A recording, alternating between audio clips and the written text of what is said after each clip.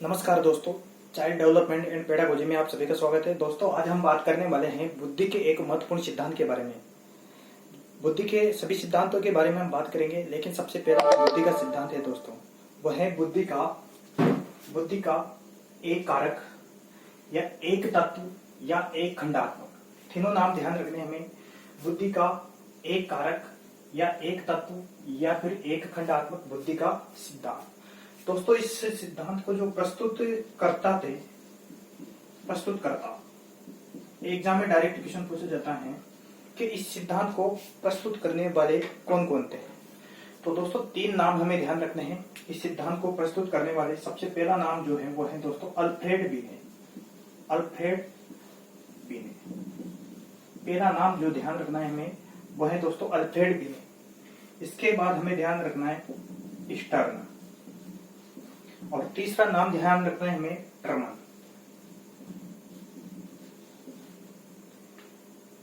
तो दोस्तों, बुद्धि का जो एक कारक सिद्धांत था, एक तत्व जो सिद्धांत था या एक खंडात्मक जो सिद्धांत था, उसको प्रस्तुत करने का श्रेय जो दिया जाता है वो तीन मनोवैज्ञानिकों को दिया जाता है। तो तीनों नाम हमें ध्यान में रखना है। अल्फ्रेड बीने पहला नंबर का, दूसरा है स्टर्न और तीसरा है टर्मन। तीनों मनोवैज्ञानिकों को बुद्धि का एक कारक या एक खंडात्मक या एक तत्व सिद्धांत प्रस्तुत करने का श्रेय दिया जाता है। तो तीनों नाम ध्यान रखने में एग्जाम की दृष्टि से, अल्फ्रेड बीने, स्टर्न और टर्मन, तीनों का योगदान है। तीनों ने मिलकर इस सिद्धांत को प्रस्तुत किया था। दोस्तों, इस सिद्धांत के अनुसार जो हमारी बुद्धि होती है, बुद्धि में जो कारकों की संख्या होती है वो एक होती है, जो सभी कार्यों को करने के लिए क्या होती है, जिम्मेदार होती है। यानी इस सिद्धांत के अनुसार हमारी जो बुद्धि है, हमारी जो बुद्धि में है, उस बुद्धि में जो कारक होते हैं, उस कारक की संख्या कितने हैं? एक है। इस सिद्धांत के अनुसार बुद्धि में जो कारकों की संख्या है वो कितने हैं? एक, जो दोस्तों सभी कार्यों के लिए क्या है? जिम्मेदार। इस सिद्धांत के अनुसार हमारी बुद्धि में कितने कारक होते हैं? एक कारक होते हैं जो सभी कार्यों को करने के लिए क्या होता है? जिम्मेदार होता है।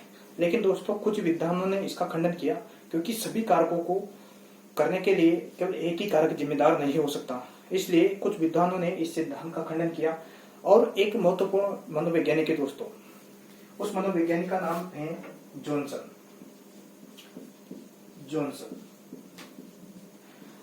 ने दोस्तों इस सिद्धांत को, बुद्धि का जो ये सिद्धांत है, इस सिद्धांत को निरंकुशवादी सिद्धांत नाम दिया।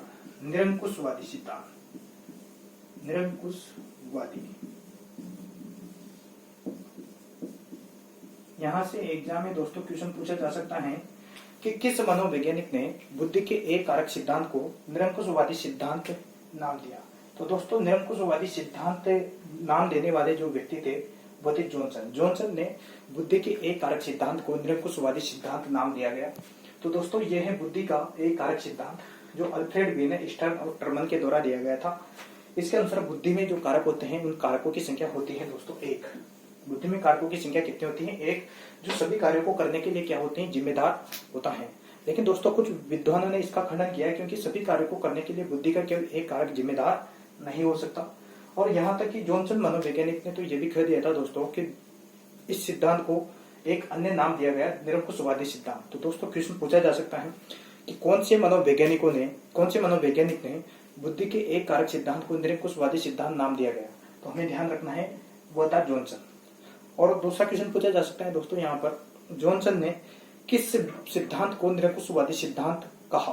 तो हमारा आंसर रहेगा दोस्तों एक कारक सिद्धांत, एक तत्व सिद्धांत या एक खंडात्मक सिद्धांत। और दोस्तों, तीसरा क्वेश्चन जो इससे पूछा जा सकता है वो पूछा जा सकता है, बुद्धि के एक कारक सिद्धांत को प्रस्तुत करने का श्रेय किसको दिया जाता है। तो तीन नाम हमें ध्यान रखने हैं, अल्फ्रेड बीने, स्टर्न और टर्मन।